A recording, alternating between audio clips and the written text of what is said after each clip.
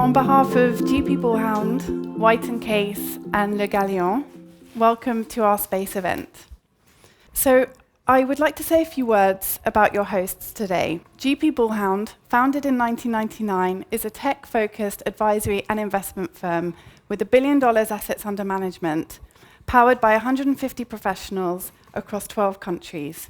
GP Bullhound Asset Management are currently raising their 6th late-stage venture fund, due to close this July. We're delighted to be joined in the audience today by our managing partner and co-founder Manish Madhvani, as well as our partner and head of France on the advisory side of the business, Guillaume Bonneton. And special thanks go out to White & Case as well for partnering with us on this event today. White & Case are a global law firm with long-standing offices in the markets that matter today.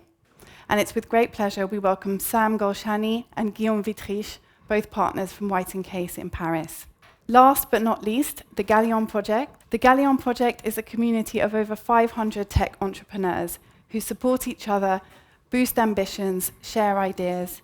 And through this community, the Galion Project support the French tech ecosystem, as well as through their think tank and their early stage investment fund. So now for some housekeeping. Your cosmic journey with us today will unfold as follows. We will start with 3 company presentations, and we're really excited to have 3 very special founders with us today.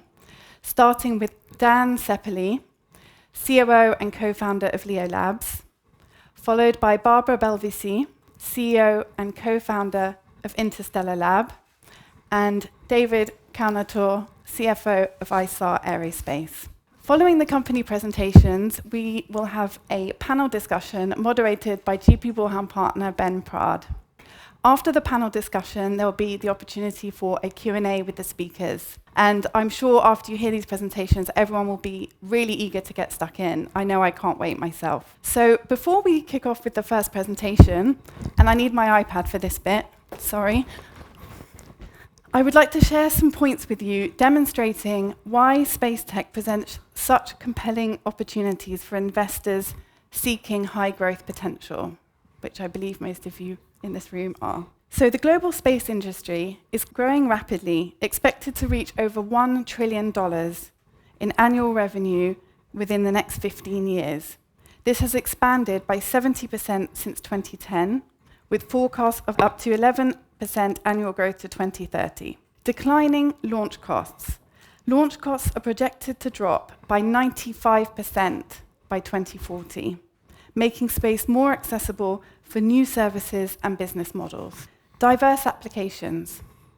Space tech enables a wide range of applications beyond just satellite communications, including Earth observation for climate monitoring, agriculture, mining, autonomous driving, 5G networks, and Industrial 4.0.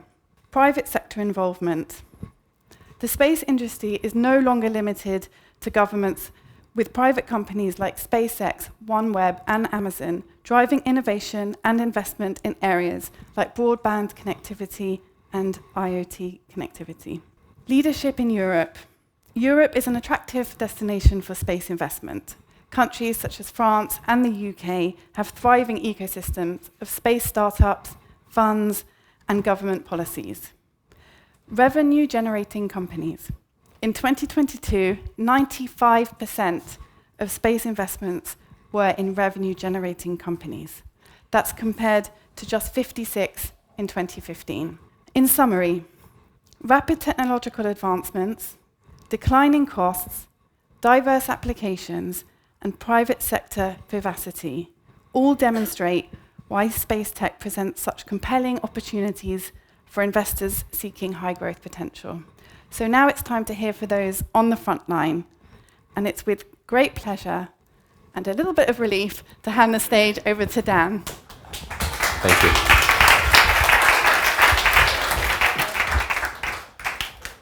Good afternoon. It's an absolute pleasure to be here. So I was just going to take a few minutes and tell you a little bit about what we do at LeoLabs. I'm the Chief Operating Officer and one of the co-founders of the company. The reason we're in business is there's a second space race underway. The first space race was all about exploration and the Apollo missions and going to the moon and deeper off into the solar system. The current space race is all about plugging space down into the economy here on the surface of the Earth. So it's delivering that broadband internet access all around the world. It's IoT connectivity, it's safety services for airlines and planes and ships on the sea. And it's also precision navigation for construction, agriculture, self-driving cars, and the like. So space, the real exciting thing for us is that space is now becoming part of the global economy in a very big way. So what we do is essentially air traffic control, but for space. We build and operate large radars on the ground and generate huge data sets about what's going on in orbit. And in particular, we focus on low Earth orbit, the portion of space that's closest to the Earth. This is where the second space race is happening. This is where the astronauts are going. This is where all these new low-cost satellites are going. And if you take a look at the display here, this is our picture of the last 24 hours in low Earth orbit. You can see it's really disorganized. Satellites are going north, south, east, west, every direction in between. And on top of that, they move quickly. They're going 8 kilometers per second. So every hour and a half, they go all the way around the Earth. And so in low Earth orbit, there's no concept of borders, national airspace, national waters, and the like. It's just very unorganized. So we're in the business of bringing some order, bringing some understanding to this situation. So on this display, every single green, yellow, red dot is a man-made object. There's about 21,000 that we're tracking today. Of those, 9,000 are useful satellites delivering services here on the surface of the Earth. And unfortunately, about 12,000 are pieces of garbage. So for us as a company, these red areas are the portions of the sky that our radars are monitoring. So we have a couple radars in the Northern Hemisphere, a site in Portugal, the Azores Islands, 2 in the US, a site in Costa Rica. And then a big part of what we do is also monitoring the Southern Hemisphere with sites in Australia and New Zealand. Because it turns out the world basically has no tracking assets in the Southern Hemisphere. Because during the Cold War, when Generation 1 was built out, all the action was in the Northern Hemisphere. So we're as part of Space Race 2.0, there's a race to roll out a new generation of infrastructure to support the space industry for decades. And so we're putting that in place globally. To provide a little clarity about this chaos, I've broken out a few different groups of satellites. What you see here are all the satellites registered to France in the UN Public Registry. So there's about 142 objects right now, scientific satellites, commercial satellites, military satellites, and the like. There's a set of satellites that may soon be joining that registration. This is the OneWeb constellation. They provide broadband internet access. They were recently acquired by Eutelsat. And they fly all these satellites so that no matter where in the world you are, you can get broadband internet access. So now, middle of the ocean, middle of the desert, on a ship, in an airplane. Their competitors are in, and I should say they have about 600 satellites in orbit. Their competitors at SpaceX, Starlink, are flying this set of satellites. They've got about 6,000 satellites in orbit right now. That's 2/3 of everything operating in low Earth orbit, and it's growing rapidly. In addition, there's a number of other companies that are just starting to scale up similar-sized constellations. And so we'll see more rapid growth in this area soon. So that's all the useful stuff. There's also a lot of garbage. So one set of pieces of garbage are the rockets that have carried satellites into space and unfortunately been left there. Newer rocket designs tend to bring the upper stage out of orbit, but unfortunately for the past few decades, there's been about 1,000 separate upper stages left in low Earth orbit. And this is a problem because each of these is about the size of a car and can get smashed and then leave even more debris in space. So these will be up here for decades. And then as well, what you see here are fragments of old satellites. These are the satellites and the rockets that have blown up. They've been smashed. And there's over 8,000 pieces of these that have also been in orbit for years and will likely stay there for a long time.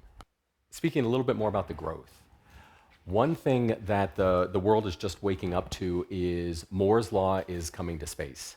So you may be familiar with Moore's Law in the computer industry. The power of computers doubles about every 18 months. And that is exponential growth that has driven transformation around the globe for decades.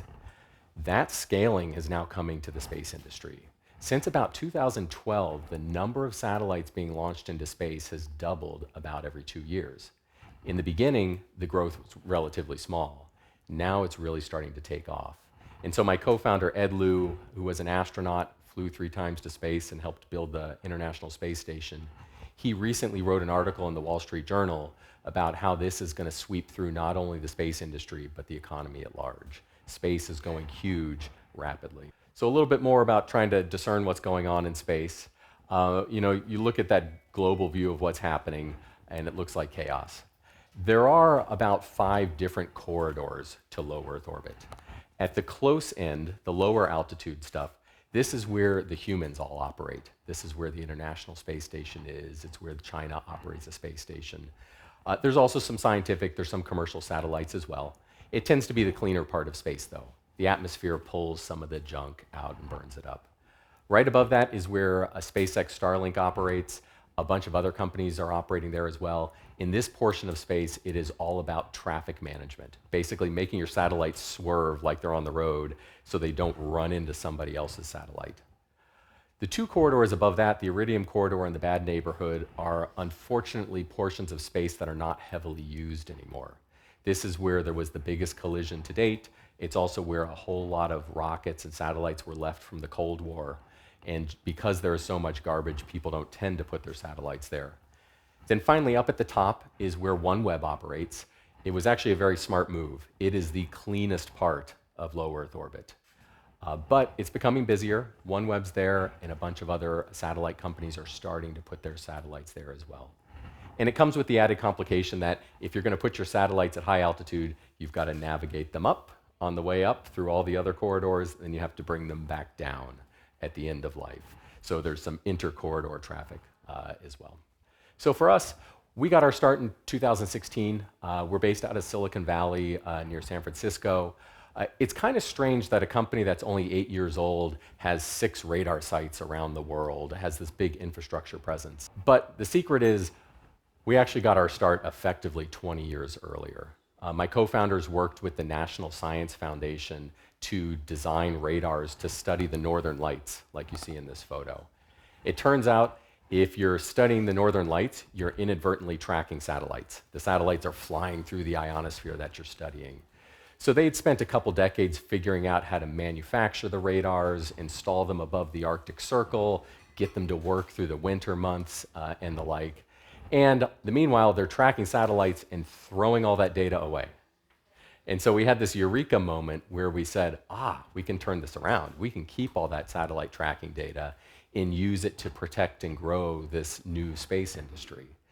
And so we were all at a lab, Stanford Research Institute, which had previously been part of Stanford University. And we spun the company out of that lab in 2016 to create LeoLabs.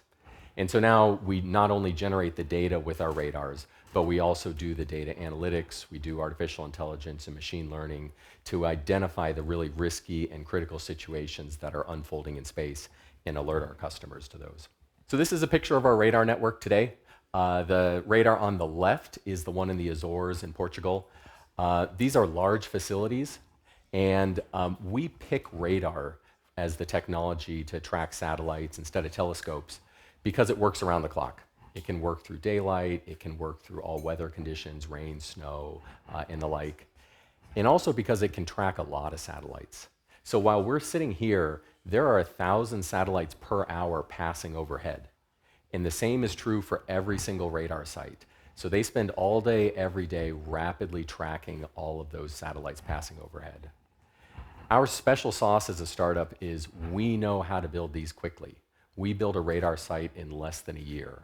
That's less than a year from breaking ground to turning it on and delivering data. The competitors, US government, builds big radars in about a decade.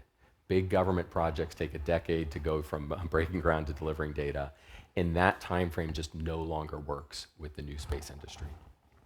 And so we're continuing this construction. We've got another radar site under works today, and the ultimate vision is to go to more than 20 radar sites around the world as the industry scales. So turning to the data and the analytics, we're basically in business, not to run radars, but to actually deliver subscription services to highlight the important situations that our customers see. Today, we have 70% of all the satellites in low Earth orbit under contract. So SpaceX, OneWeb, a number of big government space agencies all use our analytics. And a big part of what we do is safety. We look 5 days into the future to say, is your satellite going to come dangerously close to another satellite or a piece of debris, and send out alerts. So what you see here is one of our videos that shows the close approach of two pieces of debris that whizzed past each other in the recent past. These two objects came within 13 meters of each other, so about the size of this room, and their closing speed was 12 kilometers per second, so many times faster than a speeding bullet. So if they were to clip one another, they'd create clouds of debris, and then there'd be even more debris in space for us to worry about. Unfortunately, this situation is not rare. Over the years 2022 to 2023, our data shows high-risk situations happened about 1 million times. So there are satellites and pieces of debris coming close to each other all the time. Another big piece of the business, what we do, is also monitor space to help support national security.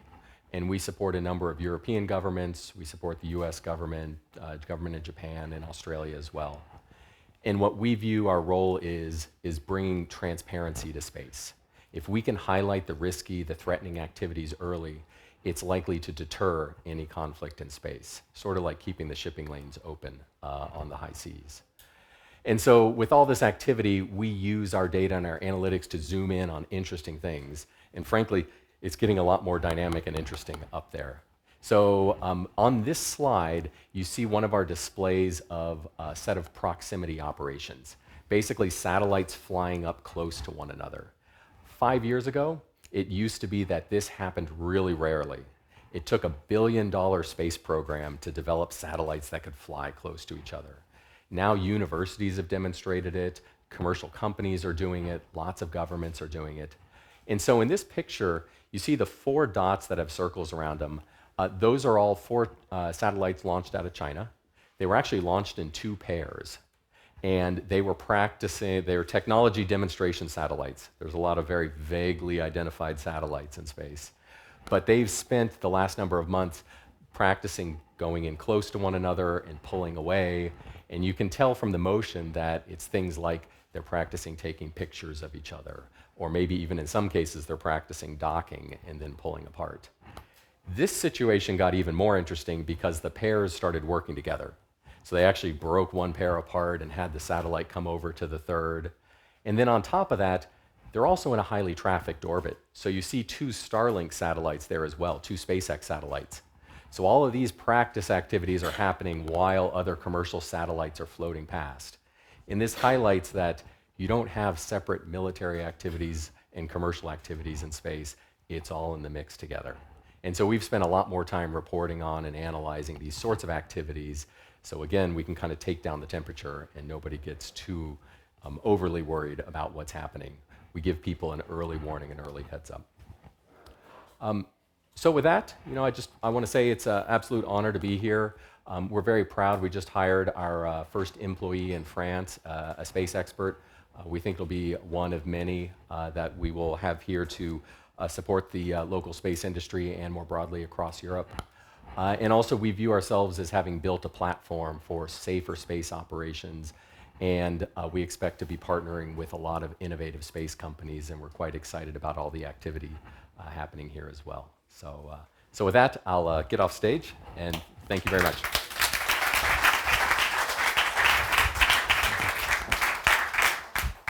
Thank you, Dan. That was great. Really impressive to hear about what you guys are doing and also your commitment to France. So it's with great pleasure that now I would like to introduce Barbara Belvisi, CEO and co-founder of Interstellar Lab. Thanks. Hi guys. Hi everyone. So I'm the founder and CEO of Interstellar Lab. At Interstellar Lab, our mission is to preserve life on Earth and help life expand in space. And we are focusing on botanical life, so what makes our biosphere, our planet Earth, livable for humans, as mostly plants. So that's why we're taking care of plants on Earth before bringing them into space. Founded the company late 2018 with this vision of what if we could design a system inside which we can recreate autonomously any type of climate, so we can grow plants, and while using the system here to support an industry that is in need for a more sustainable solution, the botanical ingredients industry, at the same time preparing for space exploration. So we're 50 people now. It's a very diverse team. We half American, we are actually an American company with a French subsidiary, but most of the team is located here in France. And so half of us is mostly hardware design and engineering, because we design, we build and we operate our own farming system. I'll explain a little bit more about the farming system. Inside our system, we grow the plants and we play with the environmental condition to trigger the production of specific molecule inside plants. So to make it very simple, it's like a good wine. When you have a sun, when you have a drought, then the grapes react and produce a lot of sugar. Well, we do the same thing in our bubble or in our boxes. And we look at how the biomass, how the plants are changing. That gives us a lot of data that then we can put in our database and that we can use for future space exploration missions. So you have hardware engineering, a lot of data and AI engineers, but as well as the biotech part. So it's a very diverse team, which is very, I think it's very interesting and complex, but it's really to study the biology of how things work and trying to recreate mini biosphere in our system. And so in 2022, we released our first product here on Earth, because we have an Earth program and a space program. The Earth program, so we build these inflatable structures. We have different form factor, actually. We have cubes, large inflatable, probably a little bit longer than this room.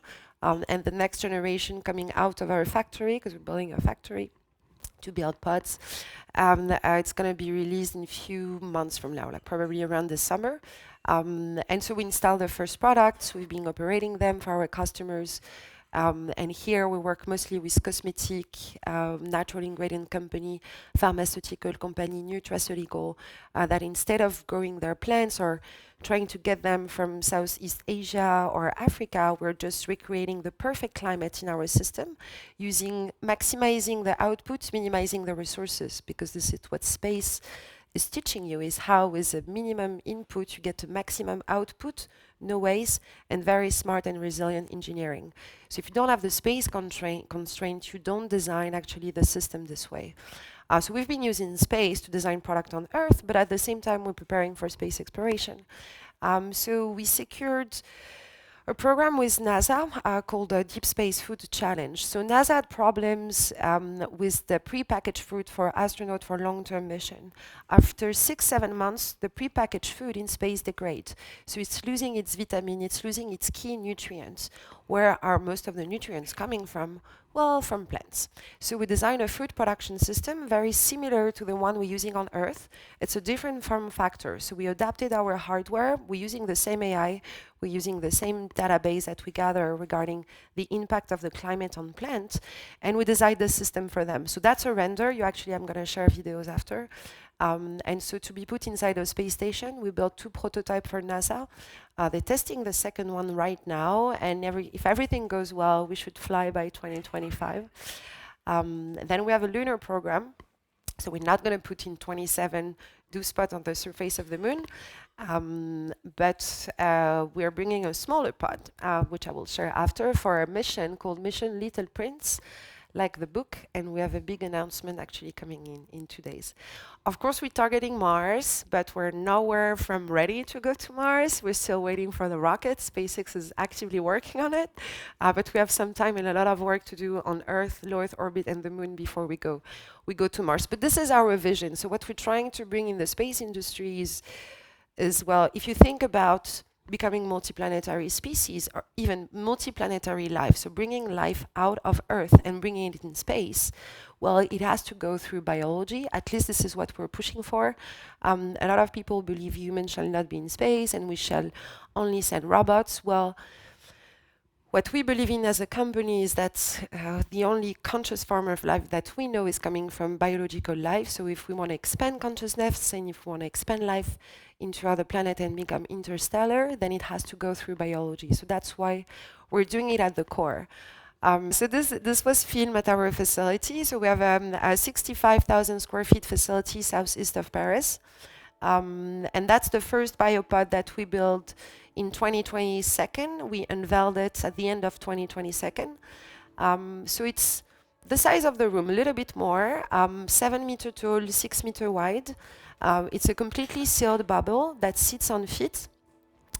And inside the biopod, you have all the atmospheric and hydraulic system that help us recreate any type of climate. You fill up the tank of water, and then it goes and it works by itself for like 7 to 8 months. We've been growing 45 different species inside.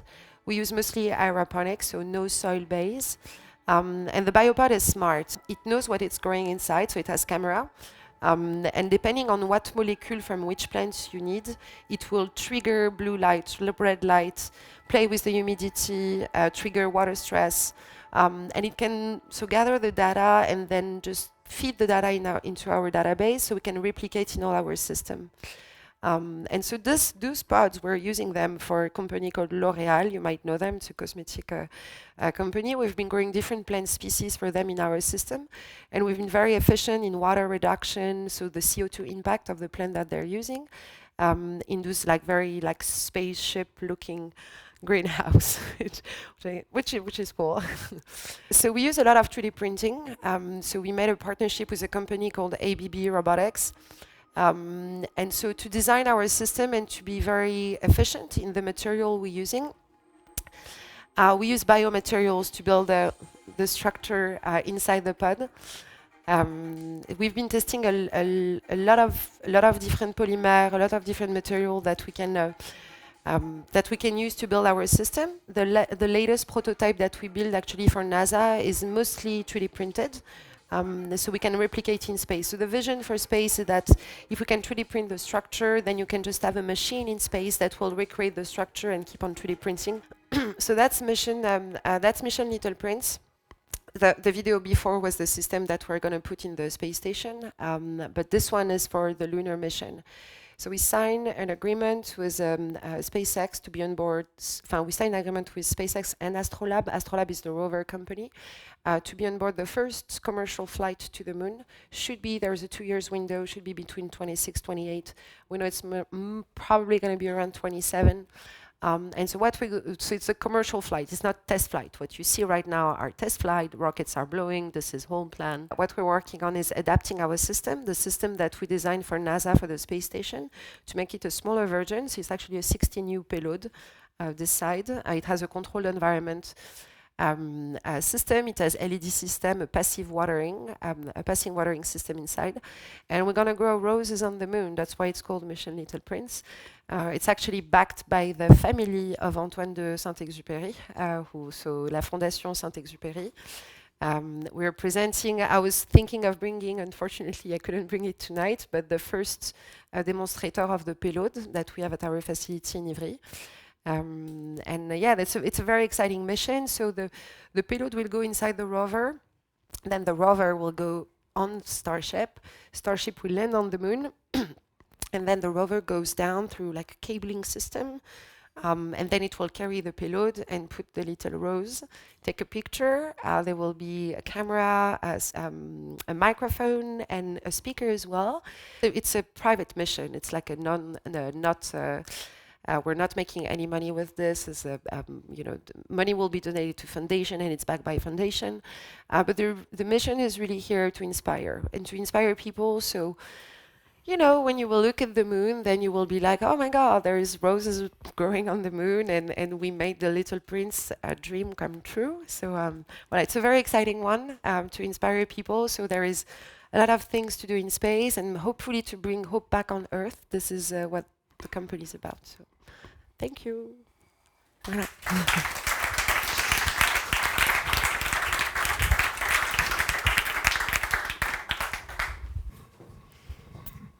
Thank you, Barbara. That was absolutely fascinating, and I can't wait to see how Mission Petit Prince unfolds. Okay, so now up for our third and final speaker, I'd like to welcome David Kownator, CFO of Isar Aerospace. Thank you. Thanks a lot for having me. Hard to follow the footsteps of Dan and Barbara. I'm going to probably be, slightly less futuristic, slightly more mechanical, but I'm going to talk to you about rockets because, of course, for the satellites that Dan is tracking to go to space, for the Roses to go on the moon, you need vehicles, you need to carry them. You need rockets. And what Isar Aerospace is doing is we're building the next generation of European rockets. Dan alluded to that, and the numbers are quite striking. There's about 9,000 satellites in space right now. Some years ago, probably like 5-10 years ago, we were launching a few hundreds, like a few tens even of satellites to space every year. We're now launching thousands. So that 9,000 is going to become a few hundred thousands within the next 5-10 years. It's probably going to like 100x. That's the ballpark. So it's quite mind-blowing. Why is that happening? It's happening because satellites are evolving. They're becoming smaller. They're becoming cheaper to manufacture. And they are becoming more powerful. So where you used to have satellites going to 36,000 kilometers away, and 3-4 satellites would broadly cover Earth, and they would be like the size of a truck, and they would cost hundreds of millions or even billions. You now have satellites that are much smaller. What used to be the size of a truck is essentially now the size of a fridge. What used to be the size of a fridge is now the size of a shoebox. And what used to be the size of a shoebox is the size of this thing. That's as small as a satellite can get. And they cost a few tens, a few hundreds of thousand euros, which means that you can now create very, very dense coverage of Earth, launching satellites at 500 kilometers, 500, 600, 700 kilometers away from Earth. And you can do a massive amount of new things. You can provide broadband connectivity throughout the globe for a very affordable price. You can not only track every vehicle, but get the data back from every vehicle. You can guide a tractor so that it's going to harvest the crops in an autonomous way. You can detect forest fires just right when they're starting and save hundreds of millions in damage costs, in insurance costs, etc. And not mentioning, of course, the human lives. So as a result of that, what's happening in space right now is space used to be companies with space or sat in the name, like Eutelsat, Intelsat, whatever. Companies that are going to space now are companies that you all know. It's Apple. It is John Deere, who do tractors. It's Volkswagen. It's companies that irrigate your everyday life. And all of them are finding use cases in space. And as they say in Shakespeare, there's a rub. Where's the rub? Well, all of that stuff has to go to space. And for it to go to space, you need vehicles and you need rockets. What's been happening in the past few years is that the number of rocket launches has really increased spectacularly, mostly coming from one player, which is SpaceX. And let's give them a lot of credit. They opened that market for humanity. They were able to build rockets cheaper, that fly more often, and that are for now bigger and coming up to way bigger. But they're not enough. And they're not enough for a few reasons. They're not enough because there's a lot of volume to be brought to space. SpaceX are pretty focused on going to Mars, which is a one use case, but is not the only use case. And what's happened in the meantime is the number of launches from other places, especially in the Western world, mostly from Europe, has spectacularly decreased. Europe was launching 4, 5, 6 rockets a year some years ago. 23, 0. 24, 0. For a number of reasons. We used to have a very performing rocket industry by the standards of 10 years ago. And because of heavy governance, because of technological evolution, we're sort of stuck right now. And there's a need for alternatives to SpaceX for Europe, because Europeans have a flourishing space industry and they want to send satellites to space. There's a need of alternatives to SpaceX for other parts of the world, because the US government are pretty sneaky. When you send a satellite on a US rocket, they know everything you're doing. So if you're a government, if you're a corporation that is in competition with US players, if you are just any sort of space company, you don't necessarily want the US government to know everything you're doing. So you need alternatives to SpaceX that are not American. So there's, you add all of that up together, and there's a fabulous need for more rockets to go to space, but not any rockets, rockets that are cheaper, faster to build, and that you can build at a larger scale.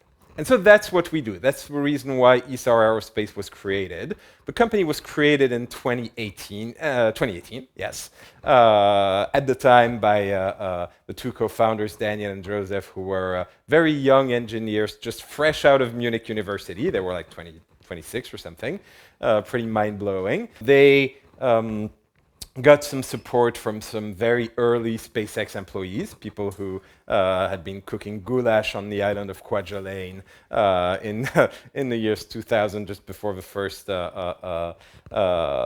Falcon 1 rocket was launched. And they had an idea which was, let's not just create a rocket company, let's create a fully vertically integrated rocket company, meaning let's create a company that doesn't just assemble, that doesn't just buy stuff and just goes in a warehouse and screws it up together. Let's create a company that's really going to design from scratch the next generation of rockets using the latest production technology, so using 3D printing, using carbon fiber winding, using all sorts of technologies that, by the way, were not available when SpaceX started, but that are what were available like 4 or 5 years ago.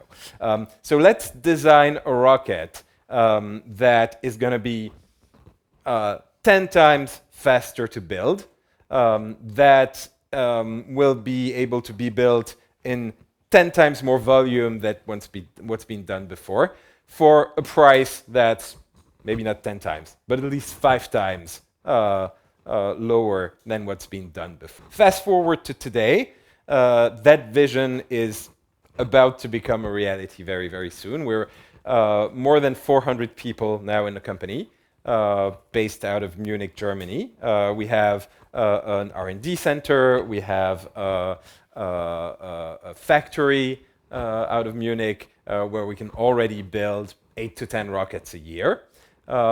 We have put together a whole launch infrastructure, because when you build a rocket, you design a rocket, you build a rocket, then you have to test it. And that's a lot of infrastructure. You need test centers. So we have this, we're going to leave that out now because I'm started already. Or maybe no, actually, I can probably move.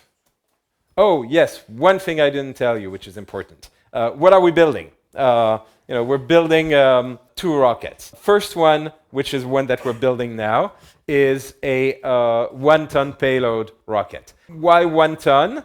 And how does it compare? So just so you understand, an Ariane rocket is about 15 tons.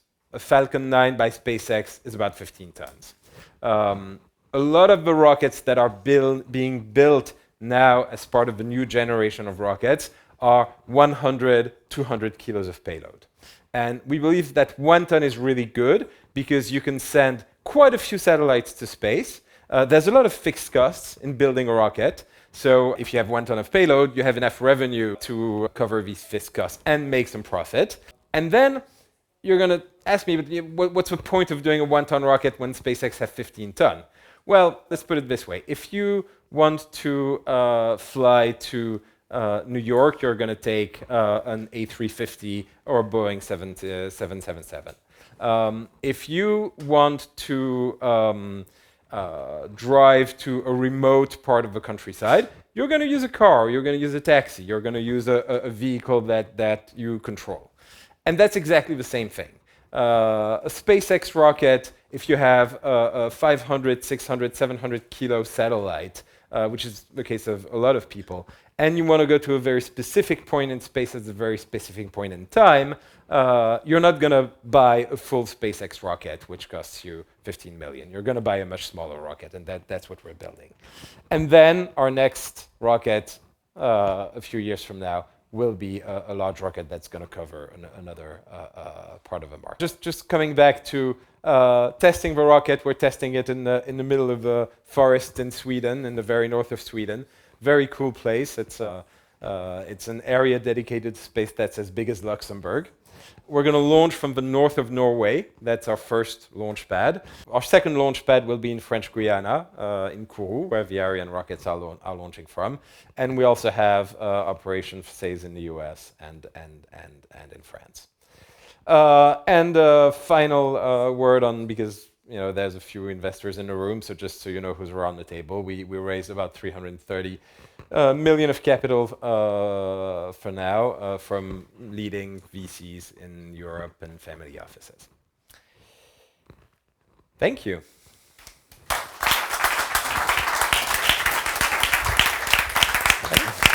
Thank you, David. And it's with great pleasure now I'd like to invite the panel to take the stage and our moderator, GP Bullhound partner, Ben Prade.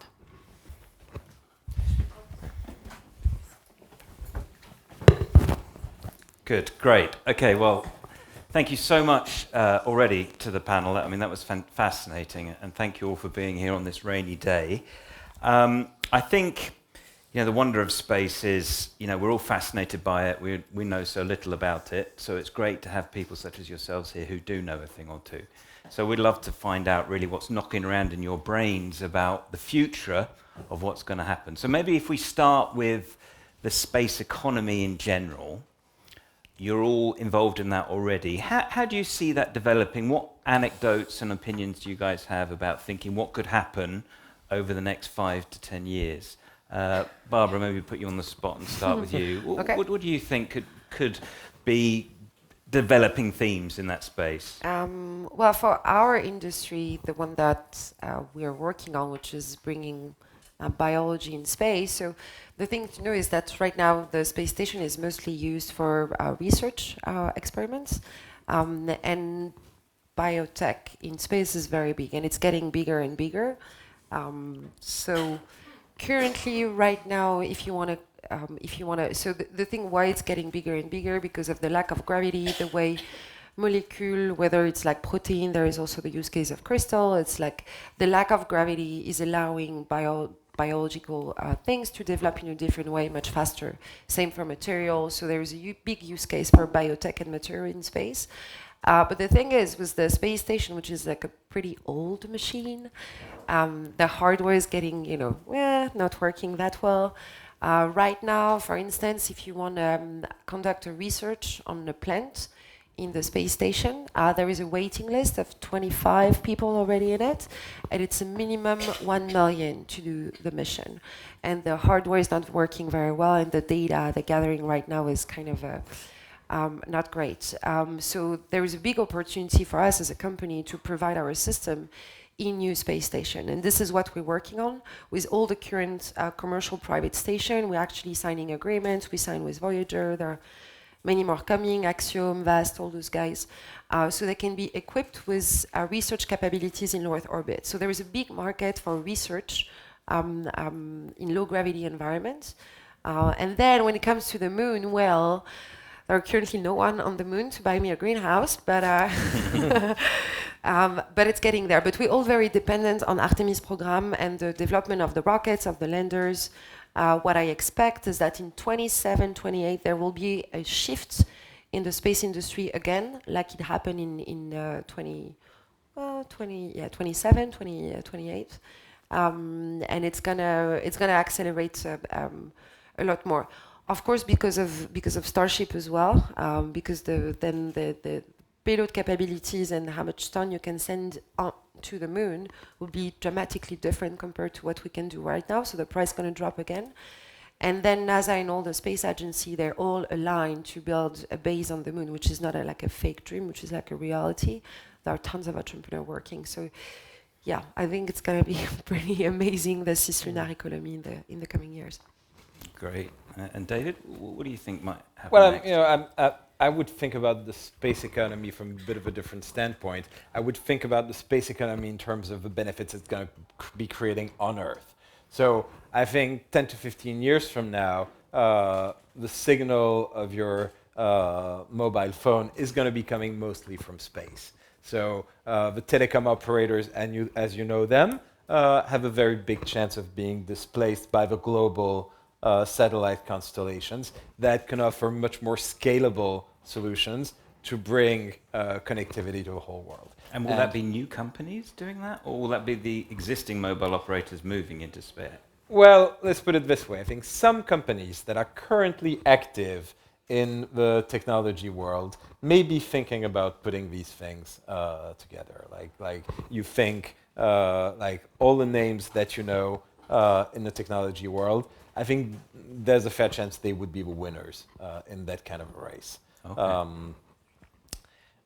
Your cars will be directed from space. They will, all the data that they generate, every second that currently stays in the car will, go to space and then be used. And that's, I know that's a topic you want to discuss later. But the power of computing that's coming into play in the next 10 to 15 years with quantum computing, with AI, that's going to fundamentally change the game in terms of how to use the data that's going to be generated from space. So that's going to bring about a whole lot of incredible applications. Wow, okay. Dan? Yeah, I think we've seen some very interesting waves already in the space industry, and they show what the next waves may be. So, in 2016, when we got our start, it was all about Earth observing satellites, taking pictures of the Earth in huge numbers. And a number of rocket companies got their start kind of closer to 2020, and there's been a lot of great activity there. We now are seeing throughout a lot of the space industry a national security use case sweep across the industry that wasn't there before. And a big theme in that area is actually stitching allied countries together. So a lot of the, one of the big pieces of work that we do is actually providing completely unclassified, not classified information and tips and cues about what's going on, because governments, if they need to share their own data, might take months or even a year to do it. Whereas they can go to the commercial market and get some data and just say, hey, look at that, we need to discuss that, we need to discuss that. And I think right now the direct to cell phone, the broadband internet market is gaining steam. So I guess my guess would be 2-3 years from now, we'll see more of these large internet constellations. We'll see more companies and countries going kind of into space in a really big way. Thousands of satellites, tens of thousands of satellites. So I think the pendulum will swing back, probably quite commercial, a little closer to the end of the decade. So just my 2 cents. And so let's push on that. I was going to bring it up a bit later, but push on the geopolitics of space. Maybe starting with you, Dan, but maybe moving back. I mean, that's a big element of what you're doing, and you're seeing all sorts of shenanigans happening up there the whole time. How do you see that playing out a little bit, and what are you worried about these things? Yeah, so the big risk is if there's a conflict in space, it could very easily create a lot of debris. And the problem with junk in space is it doesn't come out of space. It's sort of like you have an accident on the highway or the road here, and the smashed up pieces of car continue moving at freeway speeds and spreading out. And so now you've got junk on your highways. And so I think there's a huge realization around the world that space is quite important for national security. There's a whole lot of work to try to figure out how to make satellite constellations more survivable, and also just fundamentally how to get more information. You'd be surprised at how much space has been kind of fire and forget. You launch a satellite up there and it's kind of out of sight, out of mind. And so we think kind of our foundational belief is that that's risky. When things go up into space and they're not tracked and they can surprise you, that's where you get overreactions, that's where you get conflict. And so we want to take that away. So now you have like Google Maps on the ground. You can go look at a picture of almost anywhere on the globe and see what's happening. The same should be true in space, and that's what we provide. David, I guess geopolitics is almost giving you an opportunity, though, isn't it? Correct. And what's really interesting right now is, unfortunately, the war in Ukraine has demonstrated how strategic space assets were for any government. Because were it not for Starlink, Ukraine would not have been able to resist Russian invasion. So a lot of governments are now realizing how important space is, and they're wondering how to address it. So it goes from trying to create their own secure satellite constellations to creating their own launch capabilities to creating their own space industry, depending on the resources they have, depending also on how they may be tied to different blocks of countries. So there is a lot of activity from all of these various countries. And there is, when you think about what's happening in Europe, it's very interesting because Europe, that was a pioneer in space, seems to be struggling to get their act together. The French are doing things on their side, and they are lambasting at other countries that they think are sort of infringing on their on their legitimacy in space. Europe doesn't seem to be able to invest in a joint way to develop its new generation of launchers and its new generation of space assets. And that puts us at a real risk because we are either dependent from other blocks or left completely defenseless. So that from a political standpoint, that is something that is an emergency. And how can that be solved? I mean, there's a European Space Agency, right? Does that not have the mandate? There is, and they're doing a fantastic job in a number of respects. But the governance of the European Space Agency, says the European Space Agency itself, by the way, is outdated in many, many ways. ESA is a fantastic research organization. It's a research organization. It's commissioning rockets that are then built with completely Byzantine supply chains instead of doing what the US are doing, which is to rely on the market, essentially governments acting as anchor customers to private companies and playing on market forces to get the best service at the best price and completely develop a new industry, which is what they've done with SpaceX and a number of other companies. So that's something that we need to get into in Europe. Yeah. Right. Barbara, I mean, obviously, your space part of your business is going to have a link in with SpaceX and interplanetary travel. Is politics an issue for you too, or? There's a reason why we're a US company, and so we can get contract with NASA. Yeah. And well, you can do reverse engineering your way to collaborate with NASA, but it was much easier for me to start being a US based. And it's true. NASA is just putting the word out there that this is the service or the technology that they need. Then you have a bunch of private companies competing to provide the best solution, and they finance them. If you try to do the same thing with ESA, the problem is not ESA, I agree with you, it's the governance and the way it's working. It's kind of silly. European countries, they all give money to ESA.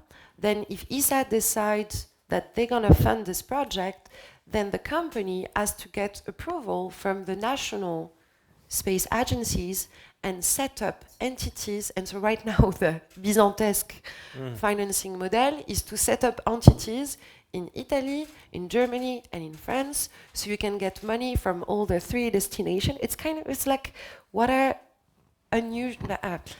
efficient use of time and engineering versus just getting the hardware done. In the US, to be honest, we started discussing straight away about the technology, the hardware, the services, the AI, and all like the real stuff. I love Isar, but we've been only discussing on how we can structure the company and the thing to get finance, which is like I don't see how Europe can really move forward with that, and I'm sorry about that, and I love Europe and I love France, but this is a big problem there. Then when it comes to geopolitics, the first thing is that you need to get a rocket, you need launching capabilities. We don't have launching capabilities in Europe. So even ESA signed an agreement with SpaceX to fly some satellites. So there is a big problem is that, and the space race keeps on going. So you need the launchers to go to put your satellites. Then you need to build satellites. You need to have your own constellation. And so to be able for each country to have access to a lot of data, and this is exactly what you pointed. And then comes the space station. So space station has been a collaboration, international collaboration. Space station is going to be dismantled by 2030. It was supposed already to starting being dismantled. It's going to be taking over the current space station by a private company, American private company called Axiom. They are going to be the one operating the space station. Europeans currently have no plan in building their own space station. Well, Thales is providing the module to the Americans. And so what's happening is that the European, it looks like we're going to be the provider of the structure, but well, who's making the money, Apple or Foxconn? I think it's Apple. So you have to be the service provider. And Europeans are struggling understanding that. And so all the new private space stations that are coming, they're mostly American. I mean, all the ones that are like real and like really building hardware, they're all American-based company. So we don't have rockets in Europe. We have satellites, that's true. We're getting new rockets. Thank you. But I mean, they need to put more money into your company. Absolutely. And I couldn't agree more. Yeah. And there is a lot of money that was, sorry for the French, but thrown away into Ariane. It is not being very successful. Right. Versus we should have focused on other private companies. So we don't have the space station, and then there is the lunar race. And there is this is happening again. There is like a true like geopolitical issue, and I mean it's strong with China. Yeah. Yes, with China, and China is like really back in the game. I cannot work with China. Like I'm working with NASA and a little bit of ESA, and there is no collaboration possible with China. So there is a big moon race and space station race that is happening right now. Yeah, and so on that point, then, when it comes to investment, it sounds like investment can guide who the winners will be. Is that the case? I mean, who are the key investors in this space? In this industry? Well, so we're younger than you guys. You're a bit more advanced. So we raised the seed, and we're Series A company, so much younger. Most of our money is actually coming from America, UK, Germany. Very hard to get money from... What type of investors are they? So yeah, a bit of VC, then a lot of traction among industrial family offices, because they've been building factories and they understand the hardware, they understand the long-term vision as well, and so it looks like they're easier to get on board. VCs, they need to have a lifetime of their fund that is a little bit longer, not like 8 years, more like a 10 plus 2. Well, when it was like 6 plus 2, it was impossible to finance. But now we're more like 8 or 10 years longer. But the money is mostly coming from America and this part of Europe. France, not that much. Italy is rising. There is a new fund in France, it's Expansion Ventures, that is coming in, so that's great. And then you have money coming from China, but it's impossible for company. I mean, for me, it's possible to take the money, but yeah. David, you've obviously raised a lot of money. Where do you see the bigger amounts coming from in the future? Well, I think it's a very international sector. So you shouldn't be limited to your geography. And it's a sector that is going to touch everyday lives of a number of people. So the trend is to go from local investors who understand the space very well to larger, more global investors who are going to be able to fund the scaling up of companies. One of the difficulties is that it's a very long-dated endeavor. It's not something that it's not software as a service. It's not like you go into you go into programming mode, and 6 months later you have something, you have an MVP, whatnot. It takes time, and a lot of investors look at what they perceive as a high level of risk and think, should I really go there? So there's the sort of bolder kind who can really project themselves, and then there's a big number of investors that sort of will activate the moment the projects become actual realities. So for us, for instance, we're about to launch our first rocket. That's going to be somewhere around this summer. This summer? Yes. Okay. And we know that a number of very large institutional investors, global investors, have told us, well, when you've launched, it becomes a completely different world. And that's something that is really important when thinking about any financing for any space company, is like, what are the sort of very tangible milestones that you can bring to the table that are going to make investors feel more comfortable, and and that's when you get access to the larger people. Yeah, I guess there's a danger though of government money trying to attract you to their region and steer the strategy a little bit. Yeah, well, government money is also, it's also useful to get started, and it can come in many different ways. So it can come in a way of equity investment, but it can also come through sort of more hidden vehicles, such as the European Investment Fund in Europe, or it can come through loans, grants, etc. So there's a number of ways that governments can play in the mix. But at some point, you need to really attract big private finance. Commercial money, yeah. Dan, how's the funding environment been for you? Yeah, for us, one of the things that helped us in the very early days was actually early engagement with Airbus Ventures, and they were one of our earliest investors, and it was a technical validation point that was quite important. And we had this, so they did the deep dive on the tech, and that gave other people the kind of courage and interest to invest. And one of the things we did early on was we actually built a small radar in our back parking lot. We actually built it out of chicken wire and PVC pipe and a forklift that held the electronics over it, and it was able to track the space station. So it was useful to actually have that in the back. The technical proof points are really important, so we were able to prove even before the seed round funding that it all worked.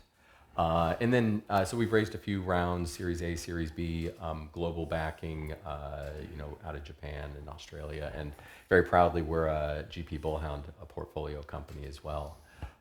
And we kind of view it as a big part of our mission is stitching together the space industries and the governments around the world. So we've worked with a number of them. But obviously, going back to the geopolitics question, we can't. There's certain countries we can't work with because we're a U.S. company. Right. Okay, changing tact a little bit. We talked a little bit about the development of data and how can AI play a part in space in this next generation of what's going to happen? Who wants to pick that one up to start with? I'm happy to start. I think AI is going to be key in using the data. It's going to be key in using the data. AI, the amount of data that's going to get generated will help train the models, and AI will be able also to help us make sense of the data. So, if you think that, somebody, was it you who were mentioning Google Maps? Well, we're going to have Google Maps some years from now. We're going to have Google Maps in 3D and in real time. And that's a gigantic amount of data. How can you make sense of it Without something like AI, I think it doesn't work. But with AI, it works incredibly well.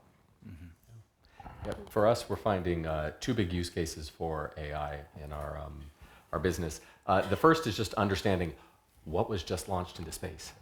So, a pack of satellites, maybe 50 satellites are launched as one. And they're not always declared what they are, or they claim they can be claimed to be all internet satellites. We can watch them over the first few days they've been in space and tell whether they're acting like an internet satellite, or they acting like an Earth observing satellite. And that kind of intent actually really works well with AI. Up until this date, our portion of the industry was all of the physics-based modeling. Just where is it located? Where's it going? Okay, well, that's solved. Now the next question is why? So it just maneuvered. It fired its rockets. Was it avoiding a collision? Was it trying to get close to another satellite? Was it simply station keeping? It's been assigned a box and it's got to stay inside the box. And you only get that with collecting a lot of data and then having a system that analyzes it well. The second area where AI is working really well is managing a global network of sensors. So we've got these 6 radar sites, 10 radars across them. What do you do with the radar at any given time of day? Do you search for new satellites? Do you check on satellites you know about? And we had a bunch of physics-based models that worked pretty well, but we actually threw artificial intelligence into that mix, and we got the capacity of an entirely new radar site just by deploying AI. So we didn't have to go through the CapEx expense, and that actually surprised us a lot. But it said, oh, all right, we got to double down on this use case. So here we use AI to. So we have a database with 6 million plants. Each plant produces a certain set of molecules, and it's correlated with the climate. So we developed algorithm to identify which climate trigger the production of what. So we use AI before growing, so to generate the recipe, and then we use AI after when we get all the data from all the sensors. We have a lot of data. We have a lot of sensors to recreate the climate, and then how do you read through all this data to identify the things that are different? So what has changed inside the biomass, and then correlate it with the initial data. So we use data before and then after. It's database, but interestingly, so that's how we currently use AI. But for NASA, for the food production system they're testing now, we actually developed an AI to help the interface with the astronaut. So one of the main problems in the space station is crew time. So the cost of an astronaut is very expensive. So when a device is not automated, or it's hard for an astronaut to understand how to interact with it, then it costs a lot of money to space agency and a lot of crew time. And so we developed this cool AI. The interface is a whatever, who cares? But then it's very, very good at answering the question from the astronaut to tell him how the plant's growing, what's the status, when it's going to be harvesting, so they don't have to go through a manual, or when something is not working well and we need human intervention to change the hardware, the AI is just giving notification. So we see in the future in space AI as an interface with human and the machine. Then if you push it, if I go crazy on the vision, not for us, but in general, AI will be very good at, because we can design stuff for the moon, but it's going to be hard to predict the unpredictable, and a lot of the unpredictable is going to happen when we, the industry, build a station on the moon. And so I think at a certain point, probably it's like 5 years from now, Artemis will start building the different building blocks on the moon. AI will be very helpful to analyze the real-time data and then make quick decisions, and probably being able also to control the machine that are building the system for space. So I can see a future where not an AGI, but like a smart AI is able to analyze all the data and just control the robots that are building the station itself. We're not far from that, and it's actually, it's with the development of current robotization and AI, with the development of the lunar program, it's kind of like aligning. So we'll see. Wow. We might see robots building a station on the moon. I think this is what's going to happen, actually. Yeah. Okay, great. If anyone has any questions, put your hand up, and we'll come to you. Just quickly, last week in my garden, I could see the Northern Lights, which was amazing. I've never seen that in the UK before. I don't know if you could see it here in France, but it was quite an emotional thing to see. It was stunning. This is caused by, I believe, a geomagnetic storm that's much larger than normal.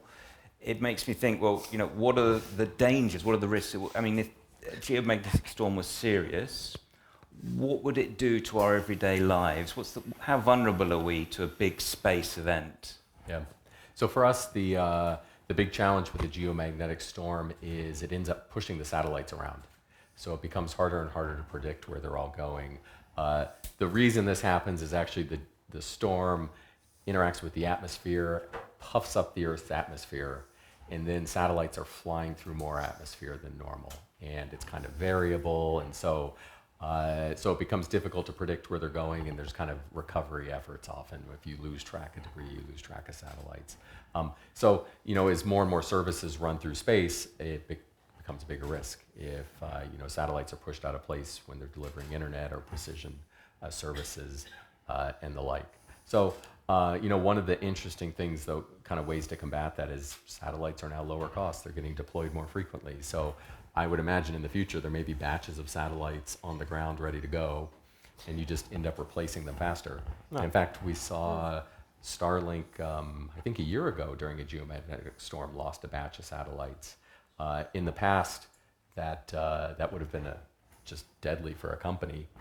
They proceeded almost like nothing had happened. They, you know, the satellites, they got the cost down, the ability to put more satellites in space quickly enough. They just operated through it. So there's both increased risk, but there's new avenues for resilience that are playing out in real time. Yeah, I think that's interesting because actually what's happening is when you have a constellation of thousands of satellites and each of them is very cheap, you actually build your constellation with spares. So on each orbital plane, you have inactive satellites. So you send like 10% more. And when they fail, the trick is you have to replace them very fast. And one thing that is being brought up right now is responsive space. So if you can build cheaper rockets that you can store and you can launch very fast, then if you can launch a rocket in 2-3 days or 5 days as opposed to like a few months, then yes, it becomes very possible to resist the impact of any external events. Reducing the risk. Not that much to, Nothing to add. Well, the impact of solar radiation is for us is a big one, and how biology reacts to solar radiation. But I think those events are more on the satellites and to build resiliency. And it was better this time, I think, for SpaceX Starlink than the previous time. But I agree. You know, more capabilities and yeah, and it's pretty. I think we want to see more. No, sorry. Great. Well, and this is no questions. Let me just ask a quick question that I often ask entrepreneurs for the investors in the room. So, if I was to give you $1 million, what would you invest that in now? Being that you're coming from a space industry, you can invest in anything, but where would you invest $1 million right now? We're not allowed to invest in our own company. No. Me too. Okay, excluding your own companies, any shout-outs or anything you think is worth investing in? So, like I said, I think I think right now there's a lot of national security investment going on, like responsive launch. So that's a big, important topic that I think is going to grow for the next few years. So I might invest in companies working on that, whether it's rapidly manufactured satellites or whether it's launch companies. And I think we're also seeing, though, the investment put in place for some of these big new constellations, whether it's internet services or whether it's new versions of GPS are just playing out now. So imagine like centimeter level precision anywhere in the world rather than the couple meter that we have right now. So those bets, those companies are just being bet on now. So that's kind of an interesting one to play in. Yeah, I would use a well-known model, and I would invest in shovels. So I think there are now software companies being built around the whole automation of the production chains for rockets, for satellites, for everything that's going to go to space. I think making all of this manufacturing even more efficient with the right software infrastructure is something that's going to pick up in a very big way, and there's a few very interesting companies to look at. Great. Barbara, any ideas? Well, manufacturing in space, but yes. I don't know. The thing that got me very excited is like my pals in the biotech world.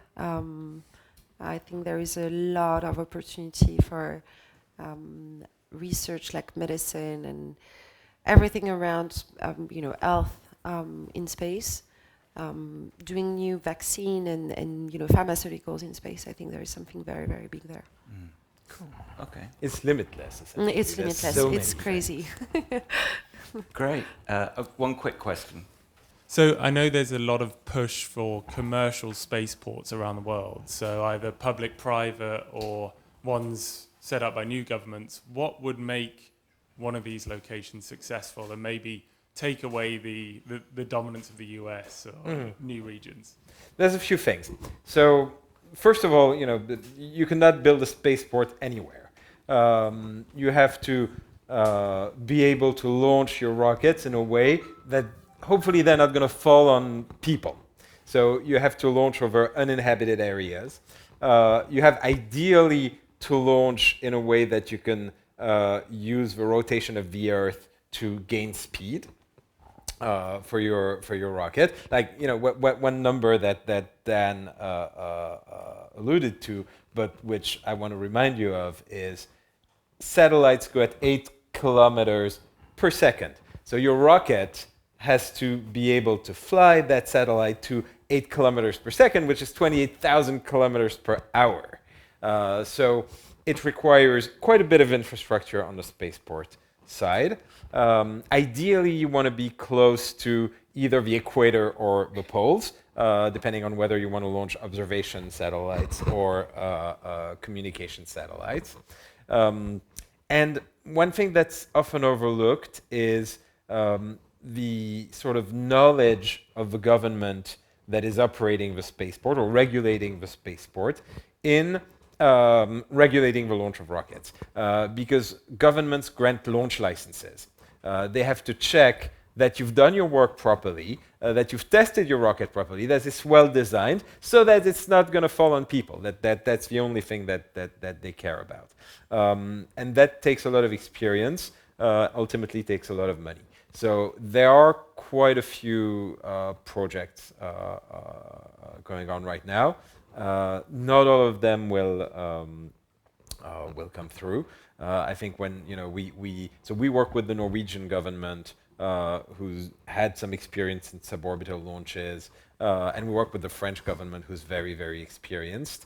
It's going to be a while until a number of others can really develop. Cool. Okay, well, thank you so much. That was fascinating. Thanks for everybody for joining us. Yeah, thank you so much to our 4 speakers, Barbara, David, Dan, Ben, thank you. And thank you to all of you for joining us today. Please do join us for champagne, cocktails and some dinner in the garden, and we can continue the conversation. Thank you again.